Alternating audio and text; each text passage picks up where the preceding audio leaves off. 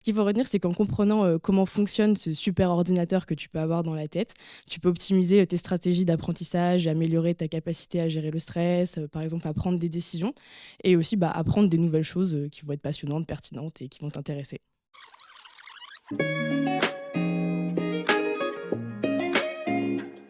Bonjour et bienvenue dans un nouvel épisode de votre podcast Spot IAE.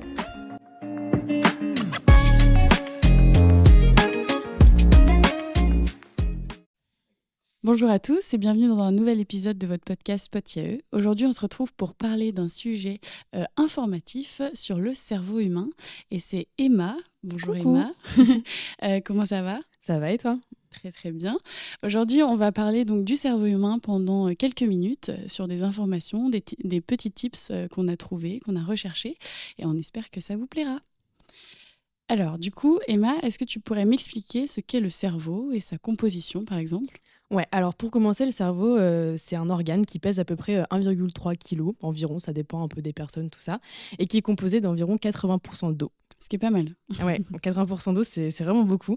C'est l'organe le mieux protégé de notre corps, d'une part parce qu'il baigne dans un liquide céphalorachidien, donc ça va lui permettre d'éviter les chocs, et d'une autre part parce qu'il est recouvert de 3 enveloppes, du coup, qu'on appelle les méninges. Alors pour vous donner des petites infos, il consomme environ 15 à 20% de l'énergie produite par l'organisme, donc essentiellement du glucose. Donc, pour petit rappel, le glucose, c'est le sucre simple qui est fourni par l'alimentation. Et de plus, le cerveau est parcouru par un grand nombre de vaisseaux sanguins qui vont permettre un apport important et constant en oxygène.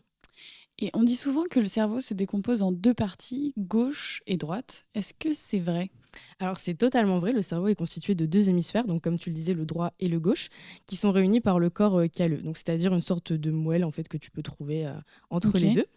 Et ensuite, nous avons également le cervelet qui va contrôler l'équilibre, la coordination, les mouvements, et le tronc cérébral qui lui va servir de point de passage entre justement les hémisphères cérébraux et la moelle épinière. Ok, je comprends un petit peu mieux, mais est-ce que tu pourrais m'expliquer en fait son fonctionnement en termes généraux ? Ouais.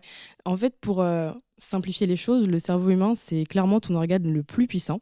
C'est comme une salle de contrôle qui est extrêmement complexe, hein, qui Mhm. contrôle toutes les actions, les pensées que tu vas pouvoir avoir. Tu peux l'imaginer comme une immense toile d'araignée, en fait, si on devait imager ça, pardon, où chaque fil va représenter un neurone, qui sont les cellules spéciales qui transmettent l'information dans ton cerveau. Et ces neurones se connectent entre eux grâce à des petites zones appelées les synapses, qui vont former ainsi des petits circuits en fait partout dans ton cerveau. Ok. Et lorsque par exemple tu vas apprendre quelque chose de nouveau, ou tu vas avoir des connexions entre ces neurones qui vont se former. Et c'est un peu comme si tu créais des chemins dans une forêt dense, et ensuite tu vas retenir ces informations. Et c'est ce qu'on appelle en fait la plasticité cérébrale. Du coup, le cerveau, il va être composé de différentes parties. Tu vas par exemple avoir le lobe frontal, c'est comme le chef Mhm. d'orchestre qui va gérer la prise de décision, la planification, mais aussi ta personnalité. Tu peux aussi avoir le lobe temporal qui est comme une bibliothèque qui va stocker tous tes souvenirs, qui va traiter par exemple les sons que tu as déjà pu entendre. Bon, tu en as bien d'autres, mais je vais pas tous te les citer parce que c'est pas non plus l'objectif. Mais ce qu'il faut retenir, c'est qu'en comprenant comment fonctionne ce super ordinateur que tu peux avoir dans la tête, tu peux optimiser tes stratégies d'apprentissage, améliorer ta capacité à gérer le stress, par exemple à prendre des décisions, et aussi apprendre des nouvelles choses qui vont être passionnantes, pertinentes et qui vont t'intéresser. D'accord. Alors maintenant que vous en savez un peu plus sur le cerveau humain, comme moi d'ailleurs, parce que je ne savais pas tout ça, et surtout son fonctionnement, on va pouvoir un peu se pencher sur les tips pour améliorer la capacité d'apprentissage parce qu'on est quand même en études et du coup, ça pourrait être assez pratique. Alors, je vous préviens tout de suite, on n'a pas du tout trouvé la recette miracle pour apprendre en 10 minutes l'intégralité de son cours avant le partiel parce que bon, il y a quand même des éléments qui sont à revoir, notamment à prendre en compte que l'apprentissage prend du temps, mais des éléments devraient booster votre cerveau au quotidien. Ouais, carrément. Alors déjà, pour commencer, c'est super important de stimuler votre cerveau. Genre vous pouvez, pour ce faire, par exemple, jouer à des jeux de société, mais aussi faire de la méditation, faire du sport. Alors pour le sport, petit aparté, si, si vous faites du sport, pour stimuler votre cerveau, il faut le faire au moins 3 heures avant d'aller vous coucher parce que le sport, forcément, ça va créer de l'adrénaline et beaucoup d'autres hormones qui vont stimuler en fait votre corps. Et ensuite, ça va être sécrété dans votre cerveau aussi pendant l'effort et ça peut par exemple troubler après votre sommeil. Ça va être plus D'accord. compliqué de s'endormir, etc. Donc ensuite, très important, il faut boire, vraiment boire beaucoup d'eau. On parle d'au moins 1,5 litre De par l'eau, jour. hein. Oui, de l'eau, attention, précision, de l'eau. On sentait le mercredi soir parler là. Non, non, Non, non, non. non, de l'eau. C'est hyper important parce que, comme on le disait tout à l'heure, le cerveau, il est composé à 80% d'eau et c'est ce qui lui permet de bien fonctionner. Et on a vu en fait que pas mal d'études montraient que, par exemple, même une déshydratation même modérée, donc assez faible, ça va diminuer la vigilance, augmenter la sensation de fatigue, le niveau d'anxiété. Et on n'est clairement pas là pour ça, quoi. Non, C'est pas clairement cool. pas. Alors, hydratez-vous, ça vaut mieux, je pense, pour vous. Carrément. Alors ensuite, autre petit tips, on peut consommer des aliments riches en antioxydants. Donc, comme aliments riches en antioxydants, vous allez avoir les brocolis, les pommes de terre, les choux de Bruxelles, les poivrons. Mhm. Bon, en aliments un petit peu plus attrayants, vous avez également les fruits rouges comme les fraises, les framboises, les cerises, etc. Sympa. Ouais, beaucoup plus que les choux de Bruxelles. Et ensuite, vous avez également dans le poisson.